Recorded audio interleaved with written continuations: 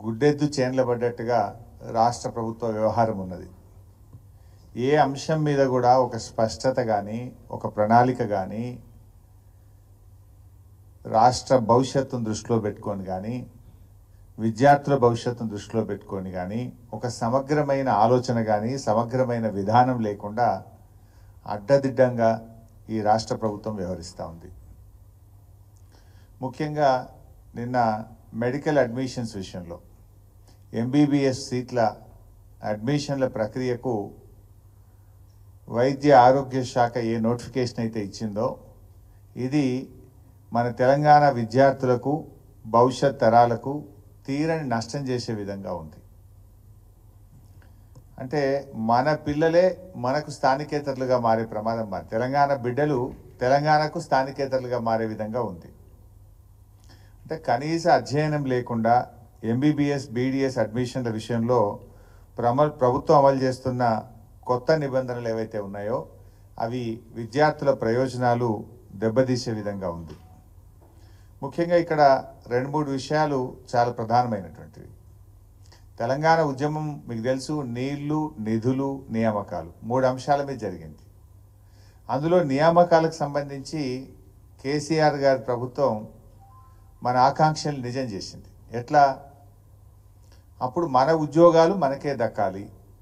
ఆ రోజుల్లో ఏంటంటే 60% లోకల్ రిజర్వేషను, 40% నాన్ లోకల్ అని ఓపెన్ కోటా అని నింపేవాళ్ళు. 70-30, 60-40లుగా నింపేవాళ్ళు.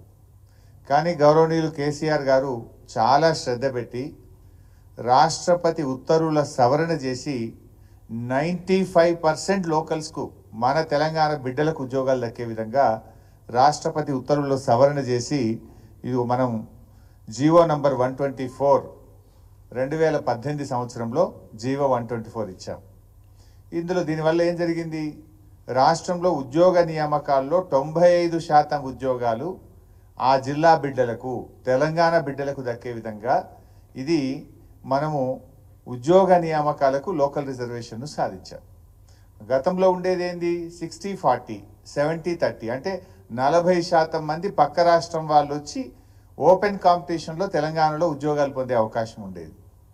30% మంది స్థానికేతరులు తెలంగాణేతరులు కూడా తెలంగాణలో ఉద్యోగాలు పొందే అవకాశం ఉండేది.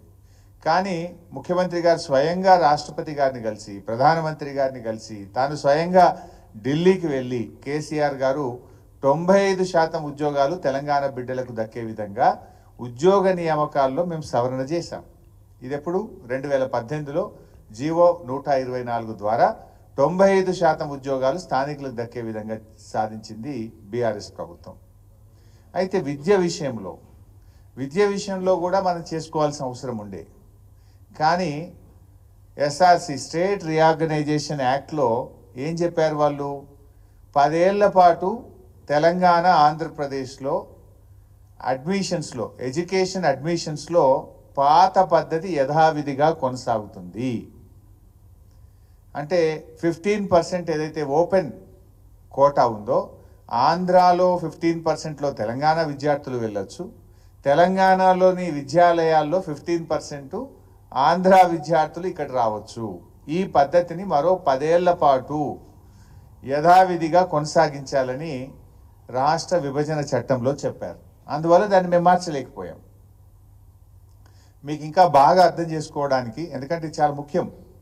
ఒక్కొక్కరు డాక్టర్ కావాలని జీవితాంతం కలగంటారు. పిల్లలే కాదు, తల్లిదండ్రులు కూడా రాత్రింబవళ్ళు కష్టపడి పిల్లల్ని చదివిస్తారు. పిల్లలు కూడా నిద్రాహారాలు అని ఒక డాక్టర్ కావాలని జీవితం అంతా తపన పడుతుంటారు. అలాంటి పిల్లల భవిష్యత్తుతో ఇలా రాష్ట్ర ప్రభుత్వం చెలగాటమాడుతూ ఉంది. నిజంగా మేము ఉన్నప్పుడు మీకు తెలుసు 2850 ఎంబీబీఎస్ సీట్లుంటే కేసీఆర్ గారి ప్రభుత్వం రాష్ట్రంలో ఎంబీబీఎస్ సీట్ల సంఖ్యను 9000కు పెంచింది. 2850 సీట్లను 10 ఏళ్లలో 9000 ఎంబీబీఎస్ సీట్లకు పెంచిన ఘనత బీఆర్ఎస్ ప్రభుత్వంది, మా నాయకుడు కేసీఆర్ది. అంటే మేము 3 అంతలు పెంచినాం ఎంబీబీఎస్ సీట్లు, 4 అంతలు పెంచాం దాదాపు.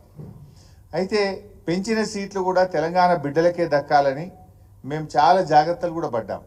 ఉదాహరణకు ఇందాక నేను చెప్పాను, 15% ఓపెన్ కాంపిటీషన్ ఉండాలి, ఏది మెడికల్ సీట్లు కానీ ఇంజనీరింగ్ సీట్లు కానీ అన్ని విద్యాలయాల్లో. అన్నప్పుడు తెలంగాణలో 2014 రోజు మనకు 20 మెడికల్ కాలేజీల్లో 2850 సీట్లు ఉండేది. 2850 సీట్లు అంటే ఒక 280 సీట్స్ ఓపెన్ కాంపిటీషన్లో ఆ పిల్లలు రావడానికి అవకాశం ఉండేది. అందులో అంటే మేమేం చేసినాము, మేము బాగా ఆలోచించి తెలంగాణ వచ్చిన తర్వాత మెడికల్ కాలేజీలు బాగా పెట్టాం కదా, 20 నుంచి 36 మెడికల్ కాలేజీలు అయినాయి. నేను ఆ రోజు ఆరోగ్య శాఖ మంత్రిగా ఉన్నప్పుడు నేను ఒక నిర్ణయం తీసుకున్నా. తెలంగాణ రాష్ట్రం వచ్చిన నాటికి ఎన్ని మెడికల్ కాలేజీలు ఉన్నాయో దాంట్లో మాత్రం స్టేట్ రీఆర్గనైజేషన్ యాక్ట్లో చెప్పిన ప్రకారంగా 15% ఓపెన్ కోటా పెడతాం. తెలంగాణ రాష్ట్రం ఏర్పడిన తర్వాత మేము పెట్టుకున్న మెడికల్ కాలేజీల్లో మాత్రం ఇవ్వము, మేము 100% మా తెలంగాణ పిల్లలకే ఇచ్చుకుంటాము అని చెప్పి ఆ రోజు నేను ఒక జీవో తెస్తే దాదాపు 520 సీట్లు తెలంగాణ పిల్లలకు అదనంగా దొరికినాయి. అంటే మేమంత కన్సర్న్తో పనిచేసినాం. గుడ్డిగా అదే జీవో ఫాలో అయితే కొత్తగా రాష్ట్రం ఏర్పడిన తర్వాత వచ్చిన కాలేజీల్లో కూడా 15% వాళ్ళు వచ్చి ఉండేవాళ్ళు.